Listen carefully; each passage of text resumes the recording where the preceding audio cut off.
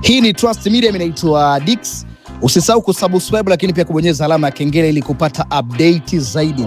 Bana, story kubwa kwenye soka sasa hivi kuhusiana na swala la usajili ni kwamba klabu ya Raja Casablanca ya pale Morocco, lakini pia ni moja kati ya klabu ambayo imefanya vizuri sana kwenye mashindano ya CAF, ni moja kati ya klabu maarufu sana kutokea pale Morocco.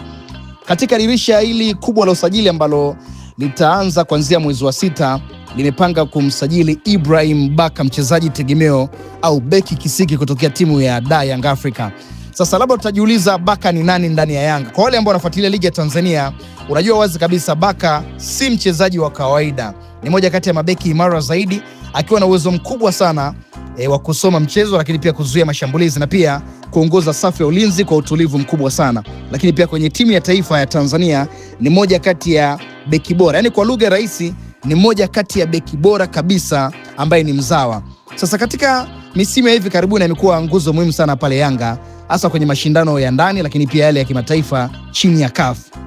Kifupi, kumpoteza Baka si jambo dogo kwa Yanga kwa sababu ni moja kati ya mchezaji tegemeo sana. Sasa tukija kwa upande wa klabu ya Raja Casablanca, si klabu ya kawaida kwa sababu cha kwanza, klabu ya Raja Casablanca ni moja kati ya vilabu vikubwa kabisa Morocco, lakini pia Afrika kwa ujumla, ikiwa na historia kubwa sana kwenye mashindano ya CAF. Na klabu hii imekuwa ikisaka wachezaji bora ili kuimarika au kuimarisha kikosi chake. Na safari hii macho yao yameangukia pale Yanga kwa Ibrahim Baka, Mzanzibari hapa. Na inaelezwa kuwa kocha wa timu hiyo anavutiwa sana na uwezo wake na anaona anaweza kuja kuongeza uimara mkubwa kwenye safu ya ulinzi.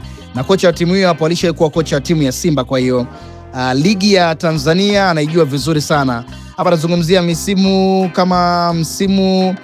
ukiachana na kocha wa Simba le alikuwa anaitwa Pantev, na huyu mwingine msimu wa nyuma hapo kocha wa Simba alikuwa ni Fadlu Davis ambaye alitengeneza Simba ambayo ilikuwa ni bora na Simba ya vijana yenye kasi. Na hii project ambayo unaiona mpaka sasa hivi kwa timu ya Simba ni Fadlu Davis ambaye alitengeneza. Sasa kocha huyu hapa ni kocha wa Raja Casablanca pale Morocco na anamtaka Ibrahim Baka.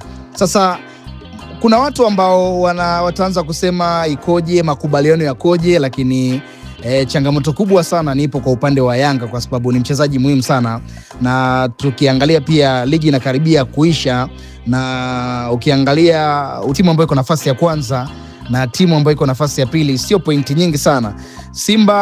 Yanga ndio anaongoza ligi, alafu anafuatia Simba, kwa wanapishana na pointi 5.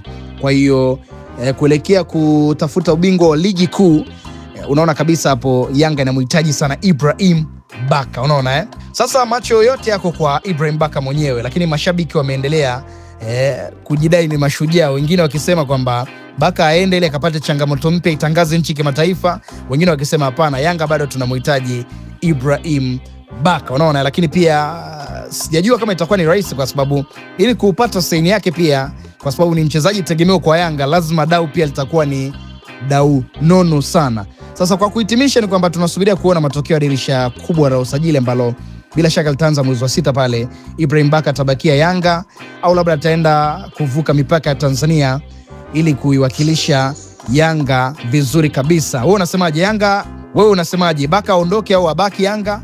Toa maoni yako hapo chini alafu tutayasoma. Hii imeandaliwa na Moscow, mimi naitwa Dix.